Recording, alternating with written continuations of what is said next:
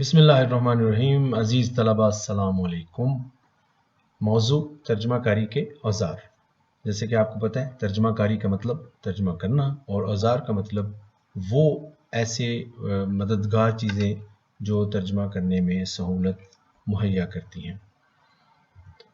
تو ترجمہ کاری میں کے اوزار میں ظاہر انسان کا دماغ ہے، آنکھ ہے، کان ہے، ہاتھ ہے، زبان ہے، کاغذ ہے، قلم کے علاوہ یہ جو قدیم جتنے بھی اوزار تھے یہ بھی اس کی ضرورت ہوتے ہیں. جیسے کہ دماغ تو دونوں قسم کے ترجمے میں استعمال ہوتا ہے، تحریری ترجمہ ہو یا زبانی ترجمانی ہو. آنکھ جو ہے نا وہ استعمال ہوتی ہے جو تحریری ترجمہ، اس میں اس کی بہت زیادہ اہمیت ہے، اس لیے کہ مترجم نے جو اصل متن کی تحریر ہے اس کو پڑھنا بھی ہوتا ہے اور پھر اس کو لکھ کر کے اس کا ترجمہ بھی کرنا ہوتا ہے. کان جو ہے وہ زبانی ترجمانی کے لیے بہت اہم ہے اور ہاتھ بھی اس کے لیے تحریر ترجمے کے لیے بہت ضروری ہے. زبان جو زبانی ترجمانی ہے اس کے لیے انتہائی ضروری ہے. اس کے علاوہ اگر آپ کو ٹائپنگ نہیں آتی اور آپ قلم سے لکھتے ہیں کاغذ پر تو آپ کے لیے کاغذ اور قلم. لیکن ہم ترجمہ کاری کے جن اوزار کے بارے میں یہاں گفتگو کرنے جا رہے ہیں وہ ذرا سے مختلف ہے، یعنی ان کے علاوہ ہے. ان کو بھی ہم ایک بنیادی طور پر اس کے تقاضے سمجھ سکتے ہیں کہ ترجمہ کاری کے لیے یہ اس کے تقاضے ہیں، لیکن اوزاروں کی بات ذرا اور ہے. اوزار کا ایک تصور، یہ ایک تصویر آپ کے سامنے ہے جس سے ہمیں ذرا یہ سمجھ میں آتی ہے کہ جیسے کوئی بھی کاریگر جب کام کرتا ہے تو وہ اوزاروں کے بغیر اس کی کوئی حیثیت نہیں ہوتی. گاڑیوں کا میکینک ہو، بڑھئی ہو، لوہار ہو، پلمبر ہو، اس طرح کے جتنے بھی پیشے ہیں یا کام کرنے والے ہیں تو ان کے آپ کے ہاتھوں میں آپ نے ان کے اوزار دیکھے ہوں گے.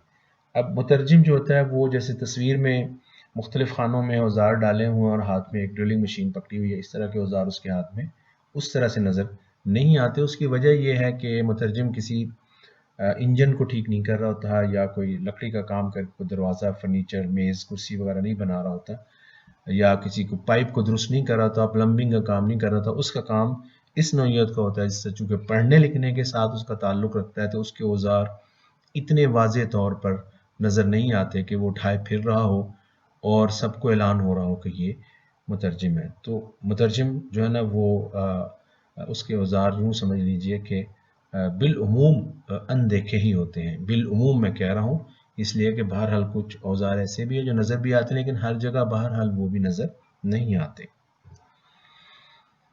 تو یہ 6 قسم کے اوزار پر ہم گفتگو کریں گے. نمبر 1، قواعد کی جو تدریسی کتب ہیں وہ بھی مترجم کے اوزار سمجھے جاتے ہیں، ترجمہ کاری کے اوزار سمجھے جاتے ہیں. اسی طرح سے یک لسانی یا دو لسانی لغات اس کا ایک بہت بڑا ایک کہہ لیں وسیلہ ہوتا ہے ترجمے کو بہتر کرنے کے لیے، بلکہ ترجمہ کرنے کے لیے. عمومی لغات ہوتی ہیں جو جیسے فیروز اللغات ہے، فرنگ آصفی ہے، یہ عمومی لغات ہیں. کچھ لغات ایسی ہوتی ہیں جو اصطلاحات کے لیے استعمال ہوتی ہیں، جیسے مالیات کی اصطلاحات ہیں، اقتصادیات کی اصطلاحات ہیں، کیمیا کی اصطلاحات ہیں، اسی طرح بیولوجی کی اصطلاحات ہیں وغیرہ وغیرہ. پھر کتابی شکل میں جب یہ ساری چیزیں ہوتی ہیں تو ڈیجیٹل صورت میں بھی یہ والی اب آنے شروع ہو گئی ہیں، جس میں پھر دوبارہ ہم اسی تقسیم میں جاتے ہیں جس میں عمومی لغات ہوتی ہیں اور دوسری لغات اصطلاحات. نمبر 4 پہ ہے کمپیوٹر کے مددگاری اوزار ہوتے ہیں، کیٹ ٹولز ہوتے ہیں. یہ ایک اعتبار سے جو کمپیوٹر سائنس میں ترقی ہوئی ہے یہ اس کا ثمر ہے، اس کے برابر ایک نتائج ہیں جس کی وجہ سے مترجم کو بھی کافی سہولتیں میسر ہوئی ہیں. نمبر 5 ہے مشینی ترجمہ، اور نمبر 6 ایسا ہے جو بظاہر لگتا ہے کہ عام ہے لیکن انتہائی ضروری ہے آج کل، ٹائپنگ کرنا. جس زبان میں آپ ترجمہ کر رہے ہیں اس زبان میں ٹائپنگ آنی چاہیے، پروف ریڈنگ کا تجربہ ہو یا پروف ریڈنگ کے بنیادی جو فنی طرق ہیں ان کا پتہ ہو. اسی طرح سے دستاویزات کی جو تدوین ہوتی ہے اس کی سیٹنگ ہوتی ہے، فارمیٹنگ ہوتی ہے، اس کے کمپیوٹر کی مدد سے اس کے طریقے آنا. نمبر 6 میں جو باتیں ہیں وہ 3-4 ہیں جن پہ ہم ان سب پہ باری باری گفتگو کریں گے. جو قواعد کی تدریسی کتابیں ہوتی ہیں تو وہ تو قواعد کی تدریس کے لیے تیار کی جانے والی 2 لسانی کتب ہوتی ہیں، اس میں ترجمہ کرنے کی مشق ہوتی ہے. اس کی ایک مثال میں آپ کو اس طرح سے دے سکتا ہوں، بچے مکمل کتابیں تو آپ نے نہ دیکھی ہوں، جیسے کہ آپ نے جب انگریزی سیکھ رہے ہوں گے تو ہمارے جیسے جو سرکاری اسکول ہیں یا دوسرے جو روایتی اسکول ہیں ان میں انگریزی سکھاتے ہوئے اس کے اردو ترجمے یا اردو سے انگریزی ترجمے کی مشق بھی کروائی جاتی ہے. ان میں بعض مشقیں اس طرح کی ہوتی ہیں، لیکن ایک چھوٹی سی مثال ہے جس کو ہم کہہ سکتے ہیں کہ قواعد کی تدریسی کتابوں میں ترجمہ کیا جاتا ہے. لیکن یہ بات ذرا تھوڑی سی آگے بھی ہوتی ہے. اگر کوئی کتاب ایسی ہو جو پوری قواعد پڑھائے اور ساتھ ساتھ ترجمہ کی مشقیں بھی کروا رہی ہو، مثلا اگر انگریزی میں فرض کیجئے کہ اس نے مختلف قسم کے ٹینس پڑھائے ہیں تو ان کی اوپر ڈھیر ساری جو مشقیں ہیں ترجمے کی وہ آ رہی ہیں. وہ تیار اس لیے کی جاتی ہیں کہ قواعد کے ساتھ ساتھ اس کا ترجمہ کرنے کا اطلاق بھی سکھایا جائے کہ قواعد کا اطلاق ترجمہ کرنے میں ایک زبان سے دوسری زبان میں کس طرح سے ہوگا، جیسے انگریزی سے اردو میں.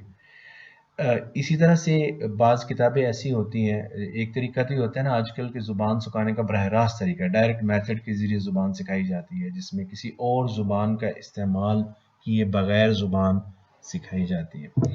ایک پرانا طریقہ ہے لیکن آج کل وہ پھر اس کا احیاء ہو رہا ہے، استعمال بھی ہوتا ہے کلاس روم میں، اور وہ ہے GTM یعنی گرامر ٹرانسلیشن میتھڈ. یعنی جب آپ زبان سکھائیں گے تو قواعد کی مدد سے سکھائیں گے، نہ کہ براہ راست مدد پہ سکھائیں. تو اس کے لیے جو کتابیں تیار کی جاتی ہیں ان میں بھی کافی زیادہ ترجمہ جو ہے نا وہ سیکھنے کرنے اور ترجمے کے بارے میں تصورات کو واضح کرنے اور اس کی عملی مشقوں کو کرنے کی بہت سارا مواد مہیا ہوتا ہے. نمبر 2، یک لسانی یا دو لسانی جو لغات ہوتی ہیں ان میں پھر آگے اس کی ہم دو قسمیں کر رہے ہیں. عمومی لغات جس میں یک لسانی ہو یعنی ایک ہی زبان میں ہو، یعنی اردو سے اردو میں فرض کیجئے، جیسے یہاں پہ ایک آدھ نام بھی لکھے ہیں اردو لغت تاریخی اصول پر. فرنگ آصفیہ ہے، جس طرح سے نور اللغات ہے، فیروز اللغات ہے. اسی طرح سے اگر آپ یک لسانی میں انگریزی میں دیکھنا چاہیں تو انگریزی میں آکسفورڈ کی ڈکشنریز کا ایک سلسلہ ہے اور جو کافی لمبا ہے.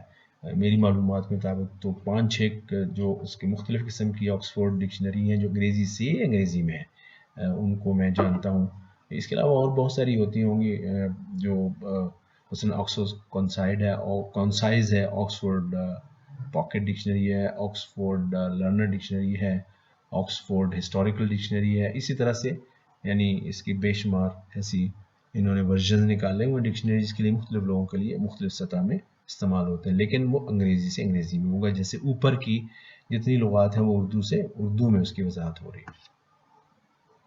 اسی طرح عمومی لغات میں دو لسانی بھی پھر ہوتی ہیں. جیسے مثال کے طور پر ایک ہماری قومی انگریزی اردو لغت مشہور ہے جو ڈاکٹر جمیل جالبی صاحب کی ہے، اور ایک ہماری یہ آکسفورڈ انگلش اردو ڈکشنری شان الحق حقی کی یا آکسفورڈ اردو انگلش انگریزی ڈکشنری ہے سلیم الدین اور سہیل انجم کی. تو یعنی یہ ہے کہ اگر آپ کو کوئی ایسی ڈکشنری ایسی لغت ملے جو انگریزی سے اردو ہو یا اردو سے انگریزی ہو تو اس کو ہم اس قسم کے نیچے اس کا تذکرہ کریں گے. لیکن یہ عمومی لغات ہوں گی اور یہ دو لسانی لغات ہوتی ہیں جو مترجم کو بہت زیادہ مدد دیتی ہیں ترجمہ کرنے میں. یک لسانی دو لسانی میں جو الف تھا وہ کر لیا. با پہ آجی لغات اصطلاحات ہوتی ہیں، جیسے فرنگ اصطلاحات مالیات، کشاف اصطلاحات حیوانیات، اصطلاحات عمرانیات، کشاف اصطلاحات قانونی. یہ ساری وہ لغات ہیں جن تک میں نے ٹائٹل لیے ہیں جو سابقہ مقتدرہ قومی زبان نے چھاپی ہوئی ہیں. یعنی آج کل اس کو کہتے ہیں ادارہ فروغ قومی زبان، میرا خیال ہے اردو میں اس کا نام یہی ہے. National language promotion department.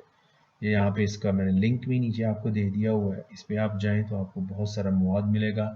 بہت ساری جو فرہنگ ہیں یا لغات اصطلاحات کی جو لغات ہیں ان کی فہرست بھی ملے گی. ایک آدھ انہوں نے اس کو اس کتاب کو وہاں پہ اپلوڈ بھی کیا ہوا ہے، یعنی وہ کتاب آپ ڈاؤن لوڈ بھی کر سکتے ہیں، وہ کتاب آپ وہاں پہ اس سے استفادہ بھی کر سکتے ہیں. نمبر 3، ڈیجیٹل لغات. اب یہ جو پیچھے جو کچھ گزرا ہے اس کو ہم یہاں پہ ریپیٹ بھی کریں گے تقریباً، کیونکہ دونوں کا جو فرق ہے وہ صرف پیش کاری کا فرق ہے. وہاں پہ کاغذ کی صورت میں جلد میں کتابیں ہوتی ہیں اور یہ سارا ایک ڈیجیٹل انداز میں آپ کو یہ چیزیں مل جاتی ہیں، آن لائن ہو یا آف لائن ہو، دونوں صورتوں میں. اس میں پھر ہم کہیں گے عمومی لغات ہوتی ہیں. تو میری معلومات کے مطابق اردو لغت تاریخی اصول کو اب انہوں نے ڈیجیٹل کرنا شروع کر دیا ہوا. یہ میں نے نیچے اس کا لنک بھی دیا ہوا, آپ وہاں جا کر کے ضرور چیک کیجئے گا. مکمل نہیں ہے جہاں تک میں نے چیک کیا تھا, لیکن یہ ایک منصوبہ ہے جس پہ کام ہو رہا ہے. اسی طرح اردو لغت آپ کو مل جائے گی, انبار لگا ہوا ہے انٹرنیٹ پہ. اگر آپ جائیں تو یک لسانی اردو میں اردو, خاص طور پر میں نے دیکھا کہ اگر آپ سرچ کریں تو پاکستان میں بھی کچھ لوگوں نے بڑی اچھی کاوشیں کی, لیکن ہندوستان میں جو اردو کے لیے کام کرنے والے مختلف ادارے ہیں جیسے ریختہ ہے اور اس طرح کے ادارے ہیں, انہوں نے اس طرح کی بہت ساری لغات کو وہاں پہ ڈالا ہوا, اور اس کی ترتیب بہت ایسی بنائی ہوئی خوبصورت اچھی ہے جو آسانی کے ساتھ آپ لفظ تک پہنچتے اس کے معنی آپ پہنچ جاتے ہیں. یہ ایک اور ہے ڈکشنری.com جو انگریزی سے انگریزی میں ہے, اس کا بھی یہاں پہ لنک دیا گیا ہے. مگر اگر یہ ہے کہ انٹرنیٹ پہ جائیں تو یہ تو انبار لگا ہوا, لیکن یہ مترجم کو ایک بہت بڑی سہولت فراہم کرتی ہیں آج کل کے دور میں, خاص طور پر جب آپ کے پاس کتابی شکل میں یہ چیزیں عام طور پر ان کو رکھنا وہ جگہ بڑی گھیرتی ہیں, اور پھر خریداری اور یہ وہ, تو یہ چیزیں تقریباً مفت ہو جاتی ہیں ماں سوائے اس کے کہ آپ کے پاس وہ انٹرنیٹ کی سہولت ہو, یا آپ کے پاس کوئی کمپیوٹر یا ایون موبائل ہو یا لیپ ٹاپ وغیرہ اس طرح کی چیزیں. دو لسانی عمومی لغات میں پھر دوبارہ ذکر آئے گا. قومی اردو یہ ڈیجیٹائز ہوئی اور یہ میسر ہے, یہ میں نے جو حوالہ دیا ہے اسی جگہ پہ یہ انہوں نے سابقہ مقتدرہ قومی زبان والوں نے اس کتاب کو, جو حالیہ ادارہ برائے فروغ قومی زبان والوں نے اس کو وہاں پہ ڈیجیٹل صورت میں رکھا ہوا ہے, جہاں پہ آپ لفظ ٹائپ کرتے ہیں اور پھر آپ کو اس میں اردو کا انگریزی سے اردو کے آپ کو الفاظ ملنے شروع ہو جاتے ہیں. پھر ایک آکسفورڈ ڈکشنریز کا سلسلہ ہے, وہ اس کا ایک یہاں پہ لنک دیا ہوا ہے. یہ دیکھیں, یہ جتنی ڈیجیٹل چیزیں میں آپ کو بتا رہا ہوں, یہ ایون پیچھے وہ چند ایک مثالیں ہیں. ڈیجیٹل کا فائدہ یہ ہے کہ آپ جو ہی گوگل میں اس کو سرچ کرتے ہیں تو آپ کے پاس بہت ساری چیزیں آ جاتی ہیں, جبکہ جو کتابی شکل میں ہوتی ہیں ان کو لائبریری میں جا کے ڈھونڈنا پڑتا ہے, دیکھنا پڑتا ہے. لغاتی اصطلاحات بھی انہوں نے اس میں ڈالی ہوئی ہے, جو ادارہ برائے فروغ قومی زبان, انہوں نے یہ اس کا لنک میں نے دیا ہے, جو قانونی انگریزی اردو لغات ایوارڈ ڈالا. اس کے علاوہ میرا خیال یہ ہے کہ یہ اس کے 1.5 سال پرانی بات ہے, جب میں نے اس کو فالو کر رہا تھا تو یہ مزید اس میں بہت ساری جو اصطلاحات کی لغات ہیں وہ بھی ڈالنے کا پروگرام رکھتے تھے. ممکن ہے کہ اب اگر اس کو آپ لوگ چیک کریں تو اس میں مزید آپ کو اس طرح کی لغات مل جائے گی. نمبر 4 ہے, یہ کمپیوٹر کے مددگاری اوزار ہیں, اس کو کیٹ ٹولز کہتے ہیں, کمپیوٹر اسسٹڈ ٹرانسلیشن ٹولز کہہ لیجئے, یا computer aided translation tools, CAT tools کہتے ہیں ان کو. اس میں بہت ساری چیزیں آپ شامل کر سکتے ہیں. اصل میں جو پیچھے میں نے ڈیجیٹل ڈکشنریز کا ذکر کیا وہ بھی اس کی ایک قسم سمجھی جاتی رہی ہے. بہرحال سب سے پہلے تو اس تصور کو ذرا اپنے ذہن نشین کر لیجئے کہ یہ کیٹ ٹولز کیا ہوتے ہیں, یعنی کمپیوٹر کی مدد سے ترجمہ کرنے کے اوزار, یعنی کمپیوٹر کی بنیاد پر تیار کردہ مددگاری اوزار ہوتے ہیں. انسانی مترجم کے لیے اس میں سہولتیں ہوتی ہیں. اسے مشینی مددگاری اوزار بھی کہا جاتا ہے. آگے میں اسے مشین ٹرانسلیشن کا الگ سے ذکر کیا ہوا ہے, لیکن چونکہ دونوں میں کہیں مماثلتیں آ جاتی ہیں, اس لیے بعض اوقات اس کو مشینی مددگاری اوزار بھی کہہ لیا جاتا ہے.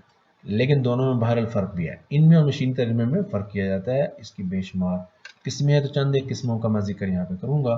جیسے ٹرانسلیشن میموری ٹولز ہوتے ہیں, اس میں ہوتا ہے کہ متون ایک یا ایک سے زیادہ زبانوں میں ترجمہ شدہ ان کو محفوظ کر لیا جاتا ہے.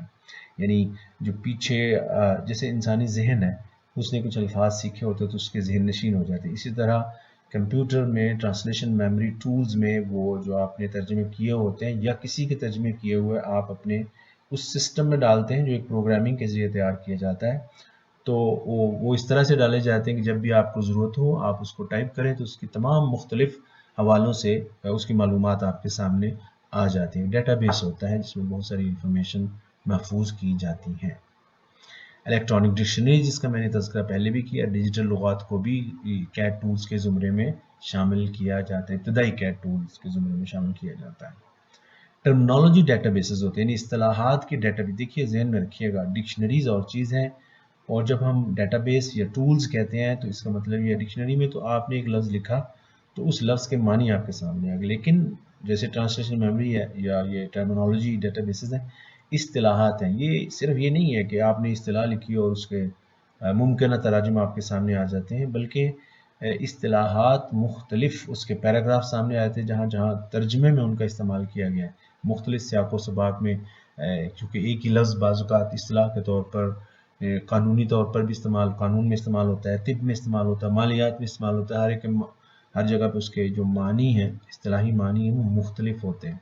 تو وہ ڈیٹا بیس جو ہے نا وہ آپ کو ساری چیزیں لا کے ساتھ ساتھ بتا رہا ہوتا ہے کہ قانونی میدان میں اس اصطلاح کا مطلب کیا لیا جاتا ہے، اور یہ اس کی مثالیں ہیں، یعنی جو لوگوں نے ترجمے کیے ہوتے ہیں یا لکھا ہوا ہوتا ہے، تحریر کیا ہوتا ہے، اس کا وہ سارا اس میں مواد فراہم کیا ہوتا ہے، تو وہ آپ کے سامنے اس کی ساری تفصیلات لے کر کے آ جاتا ہے۔ کمپیوٹر کیٹ ٹولز میں ایک اور بہت بڑی قسم ہے جس کو پروجیکٹ مینجمنٹ سافٹ ویئر بھی کہتے ہیں، پروجیکٹ مینجمنٹ ٹولز بھی کہتے ہیں۔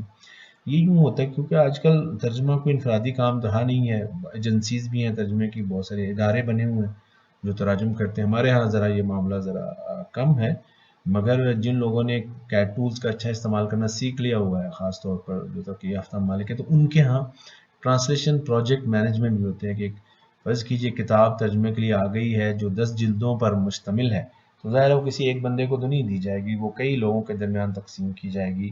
پھر اس میں یہ بھی ہوتا ہے کہ جی اس کا ریکارڈ رکھا جاتا ہے کہ کس کو ترجمہ کرنے کو دیا گیا تھا، تو کس کے پاس گیا ہے، کب اس نے دینا ہے، کب اصل کلائنٹ کو ہم نے ترجمہ دینا ہے، کب یہ اکٹھا ہوگا، اس کی پوری پلاننگ اسی پروجیکٹ مینجمنٹ ٹول کے ذریعے، سافٹ ویئر کے ذریعے پہلے سے کر لی جاتی ہے، اور پھر وہ سافٹ ویئر آپ کو گائیڈ کر رہا ہوتا ہے کہ کہاں پہ چیزیں کم ہیں، کہاں پہ، کیونکہ ترجمہ کیا جاتا ہے، اس کے بعد پھر اس کی ریویژن ہوتی ہے، پھر اس کی ٹیکنیکل ایڈیٹنگ ہوتی ہے، 3-4 مراحل، پروف ریڈنگ ہوتی ہے۔ ان تمام مراحل کو وہ ساروں کو اپنے اندر ایک بڑے ایک نظام کے تحت محفوظ رکھتا ہے، اور اس کی مدد سے پھر ایک ہی بندہ بیٹھ کے اس پورے پروجیکٹ کو سپروائز بھی کر سکتا ہے، وہ دیکھ بھی سکتا ہے، اور لوگوں سے روابط بھی رکھ سکتا ہے، یعنی ہر چیز کلیئر بنا دیتا ہے کہ آپ نے کس طرح سے اس پروجیکٹ کو لے کر کے چلنا ہے۔ نمبر 5 ہے مشینی ترجمہ۔ مشینی ترجمے کو ذرا ہم کیٹ ٹول سے الگ اس لیے بھی کرتے ہیں کہ یہ اس تصویر کی مدد سے ہی اگر آپ سمجھ لیں کہ ایک طرف آپ نے ایک چیز ڈالی، ٹیکسٹ ڈالی، اوپر سے فرض کیجئے آپ نے کوئی ٹیکسٹ ڈالی ہے، اب اس کا نتیجہ ایسے ترجمے کی شکل میں نکلتا ہے جس کو پھر آپ کو ریوائز کرنے کی یا اس کو نظر ثانی کرنے کی ضرورت نہیں ہوتی، یعنی وہ مکمل طور پر درست ترجمہ قرار دیا جا سکتا ہے، اسے کہتے ہیں مشینی ترجمہ۔ یہاں میں اس پہ بہت زیادہ گفتگو اس لیے نہیں کروں گا کہ ہمارا ایک مستقل موضوع ہے جس پہ مشینی ترجمے کے مسائل یا اس کی سہولیات کے بارے میں میں نے کچھ علیحدہ ایک لیکچر میں گفتگو کرنی ہے، تو میرا خیال ہے فی الحال اس کو ذہن میں رکھیے گا، جیسے گوگل ہے، جیسے بنگ ہے، BING بنگ ہے، ریورسو ہے، یہ میں نام لے رہا ہوں ان چند ایک جو ویب سائٹس ہیں جن پہ آپ مشینی ترجمے کی مثالیں آپ کو ایپس پہ ملتی ہیں۔ مثلا آپ نے مختلف حوالوں سے جیسے ترجمہ کیا کہ یعنی عمومی متون والے سافٹ ویئر بھی ہوتے ہیں، عمومی ترجمے سے گوگل ہے، لیکن خاص موضوع سے متعلق متون کا ترجمہ کرنے والے سافٹ ویئر بھی ہوتے ہیں، ان کی پرفارمنس بہت اچھی ہوتی ہے۔ پھر یہ اس کے موڈز بڑے ڈفرینٹ ہوتے ہیں، مثلا تحریر سے تحریر، متن سے متن، پھر آواز سے آواز، آواز میں آپ نے بولا اور آواز ہی میں آپ کو دوسری زبان میں ترجمہ مل گیا، یہ عام طور پر اپلیکیشنز ہوتی ہیں۔ پھر آواز سے متن آپ نے بولا اور لکھ کر کے ترجمہ دوسری زبان میں آپ کے سامنے، اور متن سے آواز یعنی آپ نے لکھا اور آواز کے ذریعے سے آپ کو اس کا ترجمہ کر کے دیا جاتا ہے۔ مختلف چھوٹے بڑے مختلف جہتوں میں کام کرنے والے مشینی ترجمے کی سہولیات ایسی ہوتی ہیں جس سے انسان آج کل بہت زیادہ مدد لے رہا ہے۔ پھر یہ کچھ آف لائن بھی ہوتے ہیں، یعنی بغیر انٹرنیٹ اگر نہ بھی ہو تو پہلے سے آپ ڈاؤن لوڈ کر لیتے ہیں، یا ان کو آپ اپنے سسٹم میں ڈال لیتے ہیں، تو بغیر کمپیوٹر کے بھی آپ کے یہاں کام کرتے ہیں، زیادہ تر آپ کو خریدنے ہوتے ہیں۔ آن لائن استعمال والے سافٹ ویئر مثال وہی ہے جو میں نے پہلے آپ سے کہا، گوگل دی گریٹ سب سے زیادہ استعمال ہونے والا آن لائن مفت، اور ہم آپ کو پتہ ہے مفت خور قسم کے لوگ ہیں، ہمیں تو اسی طرح کی چیزیں سب سے زیادہ پسند آتی ہیں۔ تو پھر نمبر 6 پہ ہماری ٹائپنگ، پروف ریڈنگ، دستاویز کی تدوین کمپیوٹر کی مدد سے طریقے. آج کل اگر آپ نے کوئی ایسا ترجمہ کرنا ہے جس کے ذریعے سے آپ پیسے کمائیں تو آپ کی ٹائپنگ کی رفتار بڑی اچھی ہونی چاہیے، بہت ضروری ہے. یا یہ کیونکہ مسئلہ یہ ہے یہاں پہ اگر انگریزی میں آپ بول کے ٹائپ کر سکتے ہیں تو انگریزی کے سافٹ ویئر بڑے اس وقت ایفیشینٹ ہیں، جس میں اگر آپ بولتے ہیں تو ساتھ ساتھ وہ ٹائپنگ کافی حد تک اچھی ہو جاتی ہے. لیکن اردو میں مسائل ابھی بہت زیادہ ہے، تو ہمارے یہاں آپ کے لیے تو خاص طور پر ہم یہاں پہ جس چیز پر گفتگو کریں وہ انگریزی سے اردو میں ترجمہ ہے، تو ٹائپنگ بہت ضروری ہے. پھر پروف پڑھنے کی مہارت بہت زیادہ مشق ہونی چاہیے، کیونکہ ٹائپنگ کی غلطیاں اور دیگر مختلف قسم کی غلطیاں جو پروف ریڈنگ میں آ کر کے درست ہوتی ہیں.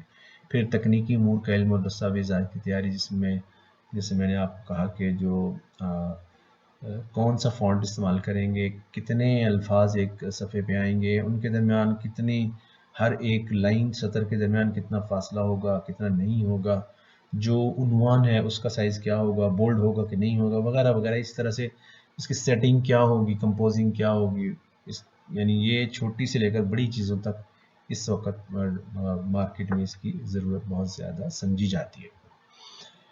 آخری بات، آپ ذرا تصور کیجئے کہ آپ نے کن کن چیزوں سے یہ جو ترجمہ کاری کے اوزار ہیں کن کن چیزوں سے آسانی کے ساتھ مدد لے سکتے ہیں، ہم اور آپ، جس میں میں بھی، آپ بھی، ہم سبھی شامل ہیں. قواعد کی تدریسی کتابوں سے ہم مدد لے سکتے ہیں، یک لسانی، دو لسانی لغات ہم مدد لے سکتے ہیں، خواہ وہ کتابی شکل میں ہو یا وہ ڈیجیٹل شکل میں ہو. اسی طرح اصطلاحات کی لغات سے ہم مدد لے سکتے ہیں. یہ جو کمپیوٹر کے مددگاری جو اوزار ہیں، کیٹ ٹولز ہیں، شاید یہ ذرا ہماری پہنچ سے باہر ہوں، لیکن اس میں جو ڈیجیٹل لغات والا حصہ ہے، جیسے میں نے آپ سے کہا کہ وہ بھی اس کا بنیادی حصہ سمجھا جاتا ہے، تو وہ ہم اس سے مدد لے سکتے ہیں، بلکہ ہم شاید سب سے زیادہ مدد اس حصے لے رہے ہیں. مشینی ترجمے سے کسی حد تک مدد لے سکتے ہیں، جیسے کہ جو مفت میں مشینی تراجم جو ویب سائٹس ہیں یا ایپس ہیں جو موجود ہیں ان سے مدد لے سکتے ہیں. اور اس کے ساتھ ساتھ ٹائپنگ، پروف ریڈنگ، دستاویزات کی تدوین کے کمپیوٹر کی مدد. اس کا مطلب یہ ہے کہنے کا کہ یہ جو 6 میں نے آپ کو ترجمہ کاری کے اوزار بتائے ہیں، ان میں سے 5 تو کافی حد تک ہم ان سے ہم استفادہ کر سکتے ہیں اپنی ترجمہ کی، فن ترجمہ کی یا ترجمہ کی صلاحیت اور مہارت کو بڑھانے کے لیے. اور ایک ایسا ہے جس کی کم از کم ایک بنیادی جو حصہ ہے، جزو ہے، اس سے ہم استفادہ کر سکتے ہیں. تو اس کے ساتھ ہی یہ والا لیکچر ختم ہوا، تو انشاءاللہ العزیز اگلے لیکچر کے ساتھ پھر ملاقات ہوگی. السلام علیکم.